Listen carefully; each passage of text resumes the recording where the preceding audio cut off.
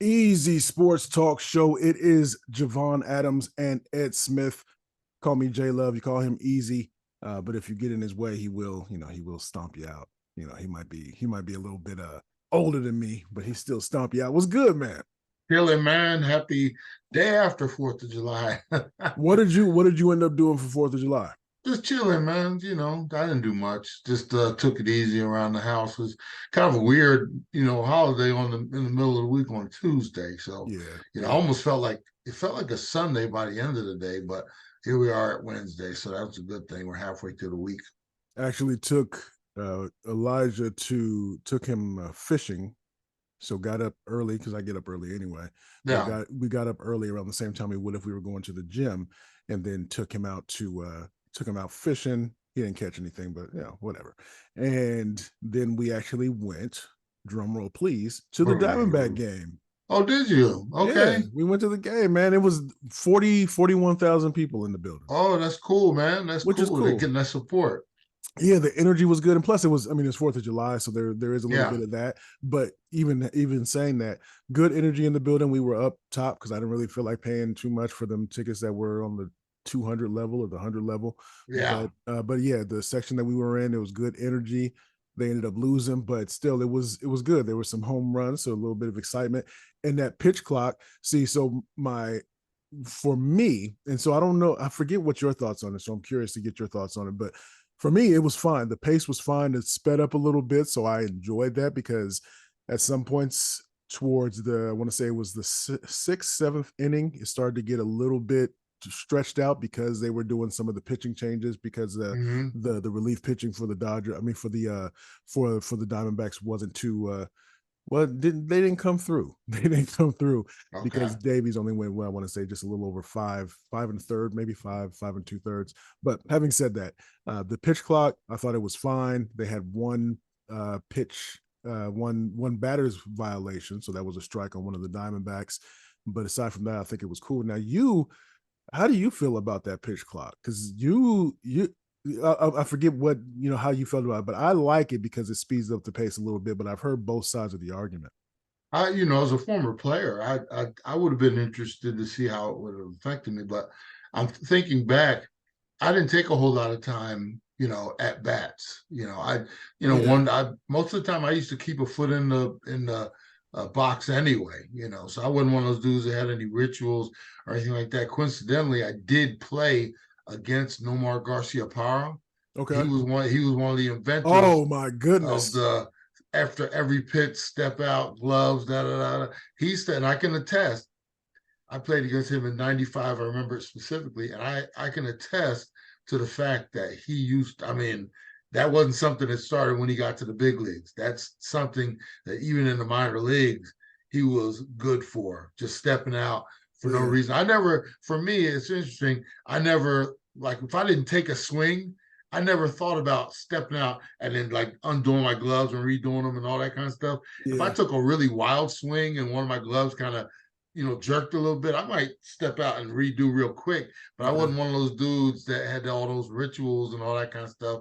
I was footing it in the box, look down, get a signal, and I'm thinking, as I was later in my career, I'm like, going through my process and everything, Yeah, what's coming next, what am I going to do? What am I looking for?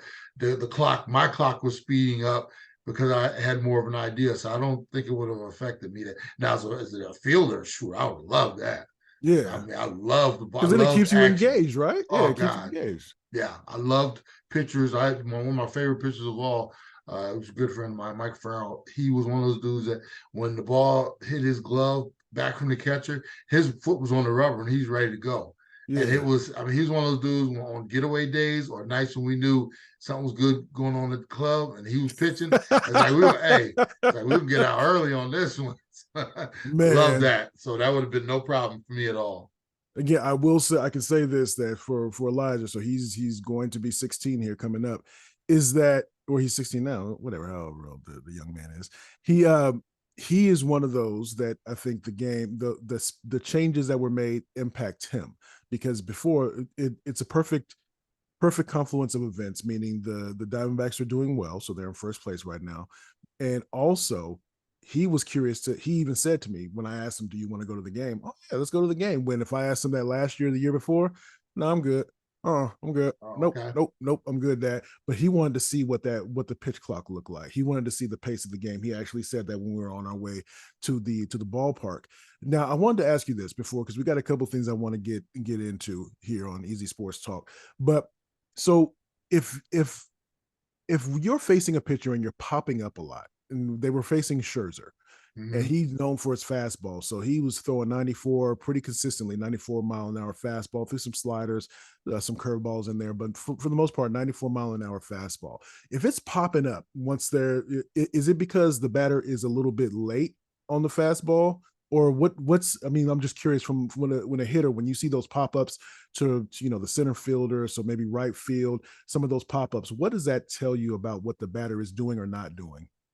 They're not getting on top of the ball. They're Okay. the new thing, this launch angle. I Yeah. mean, that's gonna generate a lot of upswing, a lot of balls because they're trying to launch. They're trying to get the ball up in the air. Whereas back in the day, we used to try to get on top of it to create line drives. And Gotcha. what would happen? You get those crisp line drives, and they would soar like steam out of the ballpark instead of, like I said, this launch angle where they're trying to lift it out. And that's, Gotcha.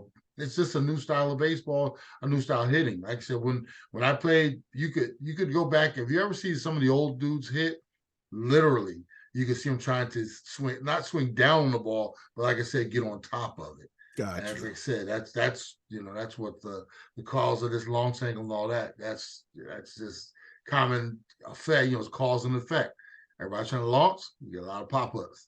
Gotcha. Okay. I was Now, curious about that. I definitely wanted to ask you that. So, a couple good things I question. wanted to get your thoughts on. One, let's get into this thing about with it's a, I think it's a deeper conversation that needs to be had, that with Dame Lillard now, we've heard that he wants to be traded, but he wants to be traded to a specific team. So the speculation is that he wants to be traded to Miami.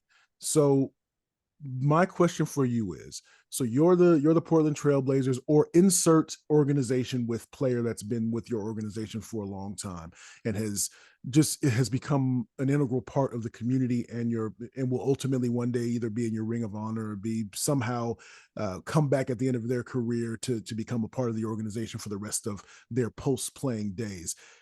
What is, if any, the obligation to an organization to say, yes, in this case, Dame Lillard, we'll send you wherever you want to go, even if that makes we're cutting off our nose to spite our face? Or should the organization always have their best interest at heart, regardless of what somebody who again has been with their organization for over a decade? What are your thoughts on that? The smart organizations do what's best for them, and, Yeah, and then try to accommodate the player. But the best offer is normally, in most cases, doesn't come from the team that he wants to go to. You want to know why, true. Jay? Because they know that the player wants to go there Mm-hmm. because the player stated it. Now it's like, well, why are we going to give you all this? Because Dame's told us where he wants to go. So Yeah, we're going. Why would we give you the best we got when he's told you where he wants to go? He yeah, he hamstrung, and this happens in all these situations. You go back and you think about all the players that have done this, Carmelo Anthony to Anthony Davis. You name the player that says this is where James Harden, run down the list. This is where I want to go, and the other team that where he wants to go. Like I said, hey, okay, well we'll give you our B stuff because this is where he wants to go. For me, it's the smart organizations. They look for the best available offer, and if it's similar, then if you get somebody offers you something that's very similar, then you weigh it on a scale of, okay, we're going to this, we're getting this, this is where he wants to go. So okay, we'll accommodate because it's very close. yeah. But I'm not, as an owner, as a GM. I would like to help my player. Here's the other thing: why am I helping another team win a championship?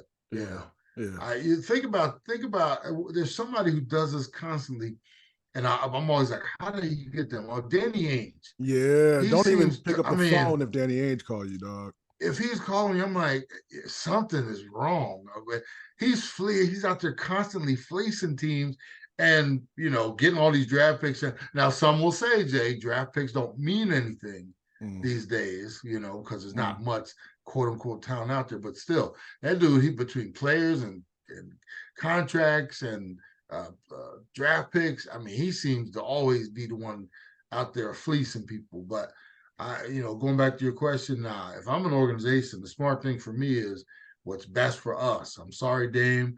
We got to send you to XYZ. Now, I'm not sending you to purgatory. I'm on the flip side. I'm not going to send you to Orlando or something like that. Right. But I'm not sending you to your top team just because you said you want to go there. Yeah, I heard something yesterday during kind of touching on this subject where there's a former GM said we'll take care of the player after their playing career. We've compensated them while they were on the team, but where they go and where we send them, that's not up. That's just business. If we've compensated you properly, then that's just how it goes. Um, and that is, and I tend to agree with that because I think it while I am all about player empowerment and all that, but I think it comes to a point where I think these same players, if those who are, let's say, entrepreneurial in their way and they have a business and they have an employee that tells them what they want them to do, they would take umbrage with that and say, wait a minute, hold up, how you going to tell me what you want to do when I'm the boss? And so you have to understand the structure and hierarchy of that when you get into this game, or when you're just in when you're doing business with people in general. Yeah, and I think what gets lost is we talk about player empowerment and stuff like that. And what I don't like is when these guys sign these huge contracts. And man, it's like monopoly money, bro. You're talking about somebody getting paid 50, $60 million a year. That's like, well, I can't even comprehend that. But at the same time, you sign the contract, and then the organization either is not doing what you want them to do or not treating you with. Then all of a sudden it's, hey, I'm unhappy and I want to get out of here, and this is where I want to go. But meanwhile, we always, there's two sides to every story. You did sign that $250 gazillion contract. There Right. should be some, owning up to that. And I know I don't want to get too far off track, but your player right now that's just every time I hear his name pisses me off is Harden. I mean, this dude Mm-hmm. is, he argues his way out of here, wants to go here to play with these guys. Then he's pissed off there. He wants to go here.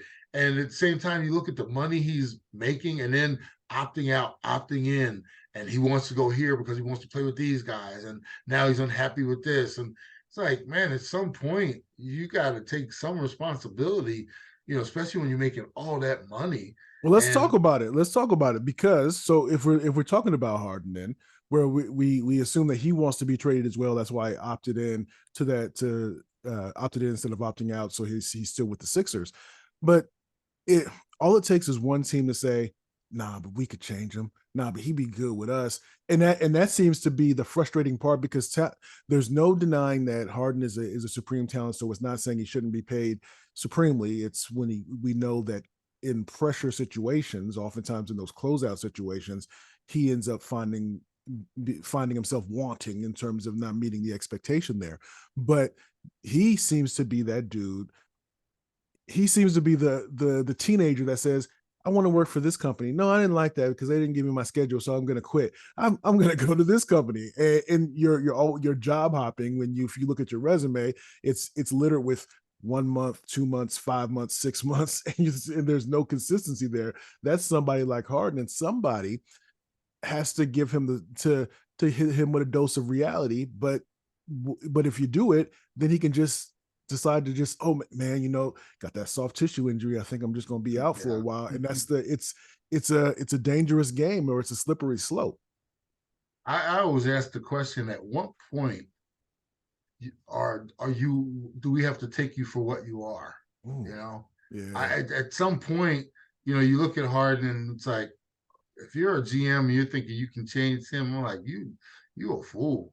I don't see. And here's the other thing: he's on the downside of his abilities. If you ask me, he's never been a dude that came in shape, always working his way into shape.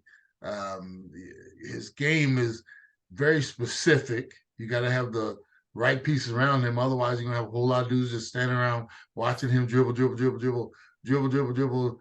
You seen that commercial with he bounced the ball, he bounced the ball again, he bounced the ball, he bounced the ball, he bounced the Yeah, ball again. I mean, it's yeah, like golly. yeah. So for me, Harden is very, if you think he fits your culture, I, I'm still waiting to see it because I haven't seen any championships behind him.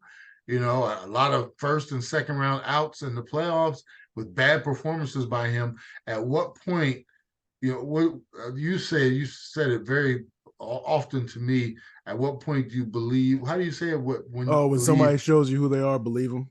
Yeah, Yeah. yeah. Golly. But meanwhile, people, I'm serious, people keep paying them and expecting them to be this, and it's like, wow, I wish I had that. I don't know what it is. I wish I had that ability, that masking ability to make everybody believe at some point I'm going to be the supreme team player and come in shape. And at one point they were talking about he wanted to get back to Houston so he could get back to the strip clubs, man. That Yeah. what kind of reputation is that? It's just crazy, man. Well, he had that jersey. His jersey retired Hung in up. the Yeah, I'm telling you. Bro, you know how much you got to be spending for them to be, I mean, golly. And I've been to a couple of them way back in the day. Yeah. And I mean, at no point was it like, oh, Ed's here. Golly. Exactly, exactly. Easy Sports Star Show, Ed Smith, Javon Adams. Okay. You're the in all kinds of regardless of what the sport is. I'm curious what the fine line is between winning and losing. Not talking about coaching, I'm talking about the mindset of the athlete. So you've been in the locker rooms, you've been in the clubhouses. What is, for teams that are expected to win, teams that are maybe expected to lose, for example, the Diamondbacks, they weren't expected to do anywhere near as good as they're doing right now. And they could fall off towards the second half of the season, but it would still be a success based upon how they've overachieved. Where it goes into if you start winning when you were expected to lose and you continue to win, or if you were expected to win and you start losing, and how that kind of falls off. How do you deal with that as an athlete in the clubhouse or in the locker room? Some of it, and you can't really fall into everybody talks about momentum, right? There's no Yeah. such thing. Momentum is, it's every day is a different day when you're going to the yard, when you're going to the field, that type of thing.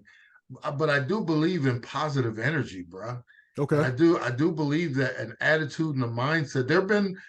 I can honestly tell you, I've been on teams, especially some of my baseball teams. I was on a team that lost, 90 games in a season. We were just that bad. Mm-hmm. And there's a point, it gets to a point when you're going to the park, it's like, well, we can ready to go take another L, take another, beating, and it's, it gets contagious, right? Okay. There's also been instances where I felt I was on teams where every time we went to the yard, it was like, man, ain't nobody gonna stop us. And it really does come down I think I said this phrase earlier in the show here, cause and effect. It's Okay. mindset and it's preparation. Everything goes together. When everything's going good, you eat better, you prepare better, you think better, you react better, and all that fills into, especially like in a baseball season, it's such a long season. You go through those stretches. There are good stretches that last longer, and there are bad stretches that last shorter, just Okay. because of the attitude and how the approach. Everybody's going in and putting that little extra, whether it's on the football team, it's a film study. Everybody being prepared for like that next man up. A guy goes down, and the gap between what you're losing and what the guy comes in to fill in, even if it's just for a game or a series or whatever it is, Yeah. those are the things that matter. And those are the things that when you look back over a season, and you think about a football season now, it's 17, 18 with the bye week. It's like for 18 weeks, we were locked in. And like the season where I went to the Super Bowl, Yeah. we were locked in, bro. We were 7-9 the year before. Nobody expected anything out of us. But once we started going, it's like we started feeling the confidence. We started rolling. And even though everybody else kept thinking, well, that's not real, that's eventually, we believed. And it was, like I said, it was that extra everybody just doing their job, that type of thing. And then, it's the same thing with the baseball season. It's with these Diamondbacks, they're surprising us. And you can tell the attitude, the mindset, and they're following Torrey. And they're just, like I said, and it's something to be said for just positive energy around an organization and a field. And that's, and sometimes, especially in the baseball season, it sometimes hits early, and you can tell because you said the word earlier. He's like, they could fall off. I don't think this team's going to fall off Okay. because they're believing, they're seeing it. Now, that's not saying they're not going to go through some stretches, but they are really believing and seeing at this point in the season, and they're winning a certain way, and they're staying with that formula. So I just, it's unexplainable sometimes because you mentioned it. I thought this was a team that was going to be scrapping for some victories, especially when you look at what the Padres spent, what the Dodgers spent. This is supposed to show you money ain't everything. It doesn't, because they're fooled. They're not fooling. They are proving a lot of people wrong, me included. Yeah. And it's a joy to see, man. I'm telling you, like the fact that we're sitting here almost at the All-Star break and they are in first place. It's like, wow, this could be one of those years. And I'm not saying World Series because I keep continuing to look at the World Series champion odds. They start out at the back of the pack. They're still near the middle. Yeah. And it's like, well, wait a minute, when's everybody else going to believe? Now, the thing is, they're probably in the clubhouse saying, hey, we don't care what everybody else thinks. Let's just keep doing what we're doing inside here internally. All right. So tell me where I'm right. I mean, tell me where you agree or you disagree. So you said no such thing as momentum, but what if momentum is a part of that confidence, of that little. So for example, I think you've told me on the Saturday show, you said there were times where you went 0 for 3, but you looked at how you were hitting the ball and said, no, I'm doing those right things. So I'm about to come out of this little slump that I'm in. And the next day you might go 2 for 3 because of what you did because of what you did the previous day. And that helped you maybe with that confidence, which in some, maybe it's the upper right quadrant of confidence / momentum or something like that. Does that build into anything when you see some of those teams at the end of a game where it's a 7-game series, they end up losing, but the fourth quarter they end up they play a little bit harder, even though the game is already decided, and the other team maybe isn't playing as hard, or their level of intensity drops down, but they're playing harder. And then the next game they come out and play better. Could that be? Is there anything relatable to that confidence / momentum? Any type of relation there? You keep using the word is confidence. Okay. More than anything is confidence. Okay. Because what happens a lot of times is as you're gaining confidence, the other side is losing it, even though they might have won the game. But they're like, wow, we almost lost that one, and it's I don't think so momentum. Now here's the thing. I've seen momentum in game, big comebacks, or I remember specifically. It's funny. I remember certain games. I was with the Brewers one year, one of my years with the Brewers, and just one particular game, we were down like 14-2 or something like that. Mm-hmm. And then in the last couple innings, we just started hitting the ball. And then all of a sudden, we're in the dugout and we're like, hey, next one up, next man up, boom, we're there. I came up in the 9th inning. We clawed all the way back. We're down 5 with the bases loaded. I hit a home run to the opposite field to get us to within 1. And it was like, and that was momentum during the game because we were just clawing back and we were just having fun. Because at one point it was like, well, this is game whatever of 142, and what's the big deal? But we started having some fun in the clubhouse. We're coming back, and all of a sudden, and you can see on the other side, their manager coming out, because now the lead is down to 7, it's down to 3, it's down. I hit the grand slam, it's down to 1, and it was, you could see us building, and you see them on the other side, and they were like, "What the hell's going on? We're gonna blow this game?" Okay. And finally, I hit the home run, and it got us to within 1, but it also took the bases from loaded to unloaded, and then they managed to get the last out or 2, and they escaped. But we were like, man, and I that might have been getaway day. I can't remember, but that might have catapulted us to feeling better. Because think about this. Think about if we had walked home or left after that game. We had a long trip back home. We got our tails beat 14-2. because we kind of just gave up. But we ended up getting on the bus, and even though we lost, we were kind of like, man, that was kind of cool, and it carried us home to start our next series or whatever it was.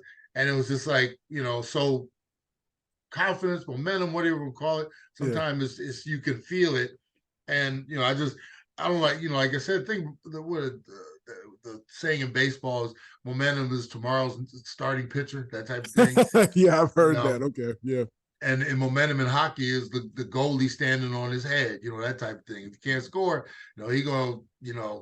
So like I said, there's all kind of different words for it. I think more than anything, you use the best terms, just confidence and doing the right things. A lot of times what happens when things aren't going bad, everybody tries to either be the hero or change or do something and if you when things are going bad, if you stay the course, you'll get out of it quicker. And that's why sometimes those long slumps extend because Mm. dudes start, me included when I was playing, I was like, well, I got to do this. I got to start leaning back on my back foot more, or I got to get out in front more. I got to try to, and you start trying to do too much. And then it just, like I said, you find yourself in funks.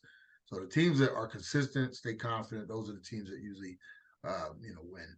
There we go. So that is Ed Smith. I'm Javon Adams. We do this 3 times a week, Monday, Wednesday, Friday. Share the word, spread it, tell a friend and tell a friend about what we have going on here. You can also go to easysportstalk.com. That's easysportstalk.com. You can also check the notes to figure out how to support the show. And you can also go to our YouTube channel as well. Just to search easysportstalk.com. You can be able to get the video of what we do here if you want to see our lovely mugs here. But so until next time, as we always like to say around this time, you can